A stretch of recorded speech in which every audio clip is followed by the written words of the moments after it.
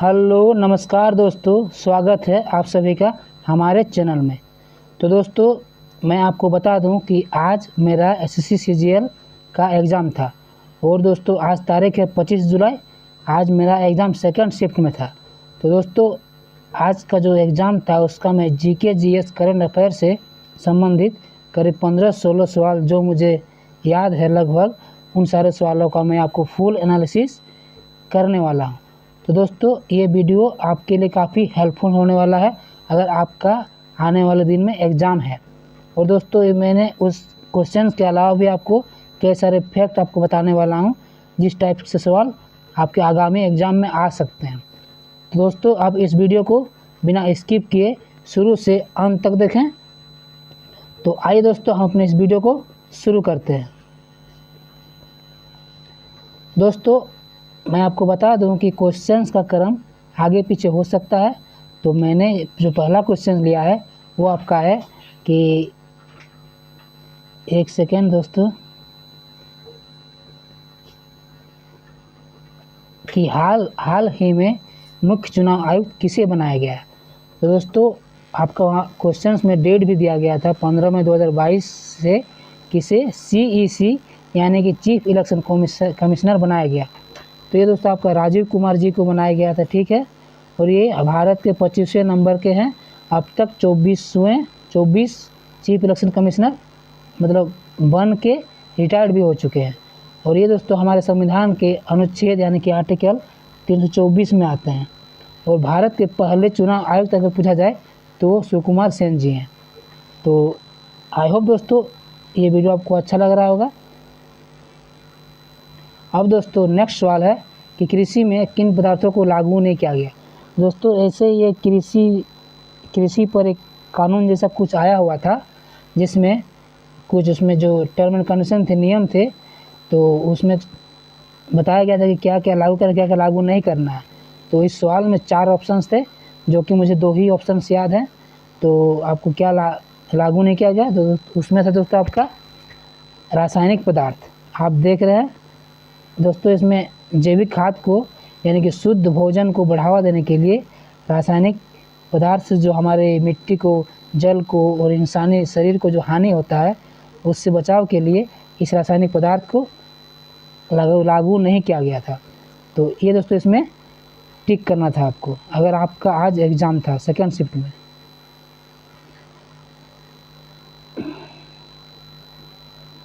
दोस्तों अब पूछा गया था कि पहला खेलो इंडिया यूनिवर्सिटी गेम पूछा गया था। दोस्तों आप यहाँ नीचे देख सकते हैं पहला खेलो इंडिया यूनिवर्सिटी गेम कहाँ आयोजित हुआ था। तो उसमें ऑप्शन था दोस्तों राज्य के नाम से था, उड़ीसा मिले था आपको, ठीक है। तो आपको उसमें उड़ीसा टिक करना था और आगे बढ़ना था। दोस्तों मैं आपको बता दूं कि जो खेलो इंडिया यूथ गेम है वो आपका कब शुरू हुआ था। तो वो 2018 में शुरू हुआ था, ठीक है। उसके बाद 19 में, 20 में, 21 में और अभी 22 में, फिर 23 में होने वाला है। तो दोस्तों आपको ये जो इसका जो याद करने का ट्रिक है वो बहुत ही सिंपल है। 2018 से आप पकड़ लीजिए, ठीक है, और लिख लीजिए NPG, ये 18, 19, 20, ठीक है। आप 3 को आसानी से याद कर सकते हैं। ये हो गया न्यू दिल्ली, ये हो गया पुणे महाराष्ट्र के, ये हो गया असम के गुवाहाटी। NPG। आप दोस्तों आपके घर में जो खाना बनता है जिस गैस से उसका नाम है LPG, ठीक है। तो आप LPG को L को हटा के N कर दीजिए, NPG। N हो गया 18, P हो गया 19 और G हो गया, G से गुवाहाटी 20, ठीक है। आपको इतना याद हो जाएगा। उसके बाद आपको 2 को और ये याद करना है कि 21 हो गया आपका पंचकुला हरियाणा में, चौथे नंबर का, और 5वां हो गया आपका भोपाल के यानी मध्य प्रदेश के भोपाल में, ठीक है दोस्तों। अब दोस्तों नेक्स्ट सवाल है मेरे पास कि विश्वनाथन आनंद के बाद शतरंज के दूसरे ग्रैंड मास्टर कौन बने। तो ये दोस्तों इनका सही आंसर होगा जो भी आपका ऑप्शन में था वो आपका बने थे दिव्येंद्र बरुआ, ठीक है, दूसरे ग्रैंड मास्टर। और दोस्तों आपको पूछा जाए, हो सके आपको अगले एग्जाम में पूछ ले कि तीसरे ग्रैंड मास्टर कौन थे, तो आपको टिक करना है परवीन थिप्से, महाराष्ट्र से है वो, और 1997 में उन्होंने जीता था। ठीक है। और आर प्रज्ञानंद भारत के सबसे कम उम्र के शतरंज ग्रैंड मास्टर हैं, ठीक है। अगर पूछा जाए कि भारत के सबसे कम उम्र के ग्रैंड मास्टर कौन है, तो ये आर प्रज्ञानंद हैं, ठीक है, भारत के। तो अब दोस्तों हम चलेंगे अगले स्लाइड पे। अगला सवाल है दोस्तों कि अस्थाई बंदोबस्त लागू किसने किया था। तो दोस्तों अस्थाई बंदोबस्त जो लागू किया था उनका नाम है दोस्तों लॉर्ड कॉर्नवालिस, ठीक है। और इसे 22 मार्च 1793 को लागू कर दिया गया था।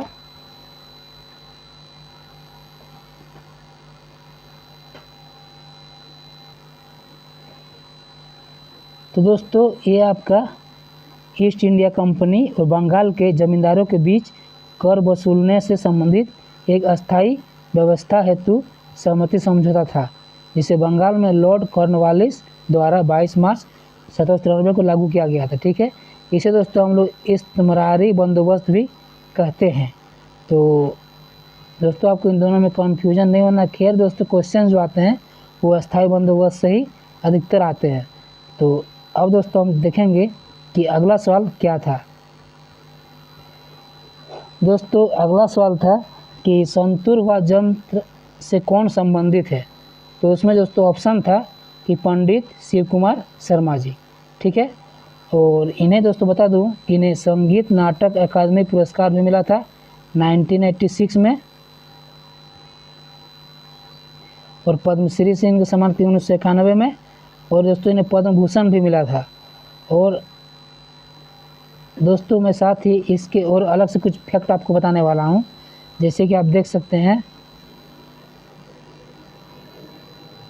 कि भारत के प्रसिद्ध संतूर वादक के कुछ नाम और बताने वाला हूं, जिनमें से आपका शिव कुमार शर्मा है, रुस्तम सपूरी हैं, वर्षा अग्रवाल, तरुण भट्टाचार्य, और दोस्तों आप यहाँ पे देख सकते हैं उस्ताद जाकिर हुसैन जो कि तबला वादक है।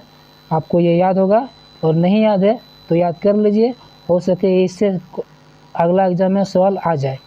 अब दोस्तों बिस्मिल्लाह खां जो है मशहूर शहनाई वादक है और भारतीय संगीतकार थे, तो ये शहनाई वादक से ही इनके सवाल आते हैं।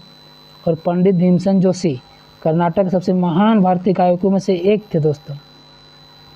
तो दोस्तों अब हम देखेंगे कि अगला सवाल क्या है। दोस्तों अगला सवाल पूछा गया था कि मूल संविधान में कितने अनुच्छेद हैं, ठीक है, पूछा गया था। तो दोस्तों जो सवाल था उसमें, तो दोस्तों अभी मूल संविधान में आपको 470 अनुच्छेद मिलेंगे, ठीक है, और 12 अनुसूचियाँ मिलेंगी और 25 भाग मिलेंगे।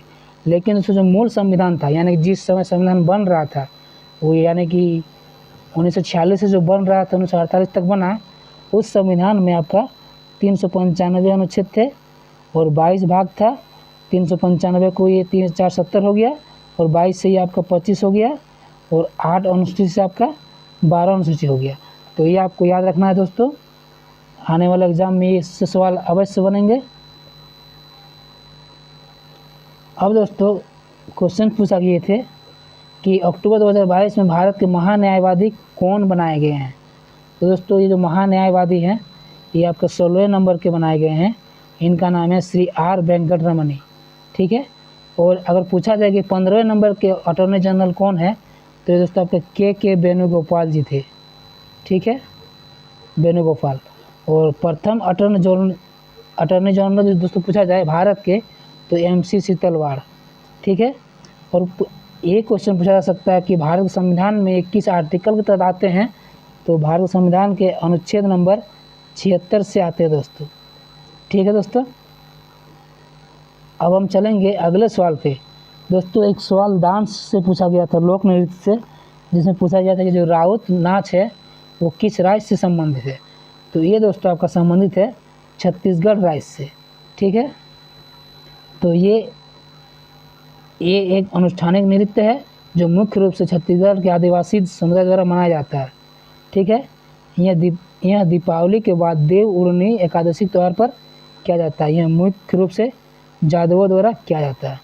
तो ठीक है दोस्तों, आपको इसके फैक्ट भी मालूम चल गया। अब दोस्तों हम आएंगे कि अगला सवाल था कि लॉर्ड कर्जन से संबंधित एक सवाल आया हुआ था कि बंगाल का विभाजन 21 वर्ष घोषणा किया था उन्होंने। ठीक है, तो घोषणा भी दोस्तों उन्होंने 1905 में ही किया था। उसमें ऑप्शन था 1905, तो उसको आपको टिक करना था और आगे बढ़ जाना था। आप यहाँ पे देख रहे हैं कि 20 जुलाई को घोषणा हुआ 1905 में, और जुलाई, अगस्त, सितंबर, अक्टूबर यानी कि 3 महीना के करीब बाद विभाजन हो गया था। और ये जो विभाजन हुआ उसी समय दोस्तों भारत के हिंदू मुस्लिमों ने अपनी एकता दिखाते हुए स्वदेशी आंदोलन शुरू किया था। तो ये भी पूछा जा सकता है कि भारत में स्वदेशी आंदोलन कब शुरू हुआ था। और इतना विरोध बढ़ गया हिंदू मुस्लिम का अंग्रेज़ों के खिलाफ कि 1911 में यानी कि 6 साल बाद जो लॉर्ड हॉर्डिंग थे वहाँ पर गवर्नर जनरल या जो भी थे, उन्होंने दोस्तों इसे रद्द कर दिया बंगाल विभाजन को। ठीक है दोस्तों, और इतिहास से मैं कुछ और एक फैक्ट आपको बताने वाला हूँ कि जो वर्नाक्यूलर प्रेस एक्ट है, ये दोस्तों आपका लॉर्ड लिटन वायसराय थे, उन्होंने इसको पास किया था। ठीक है, और एक फैक्ट बता रहा हूँ आपको कि लॉर्ड कैनिंग भारत के पहले वायसराय थे। ठीक है, और ये अंतिम गवर्नर जनरल थे गुलाम भारत के। ठीक है, तो अब दोस्तों एक सेकंड दोस्तों,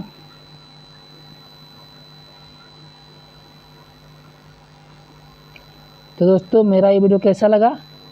अगर अच्छा लगा तो इस वीडियो को लाइक कीजिए, शेयर कीजिए, और अगर आप हमारे चैनल में नए हो तो इस चैनल को सब्सक्राइब कर लीजिए ऐसे ही वीडियो पाने के लिए। और दोस्तों अगर आपका एग्ज़ाम था 3rd शिफ्ट का, 4th शिफ्ट का, किसी भी शिफ्ट आपका एग्ज़ाम था या कल भी आपका एग्ज़ाम होने वाला है, तो आप मुझे व्हाट्सएप करके अपना क्वेश्चंस भेज सकते हैं। मैं उन सारे क्वेश्चंस का आपको फुल एनालिसिस करके आपको बता दूंगा। तो दोस्तों मेरा नंबर है 7903000856। ठीक है, आप लोग इस नंबर पे मुझ पे व्हाट्सएप कर सकते हैं और अपना क्वेश्चन नंबर भेज के उसका सारा एनालिसिस फ्री में जान सकते हैं। तो दोस्तों रखते हैं दोस्तों, धन्यवाद, जय हिंद।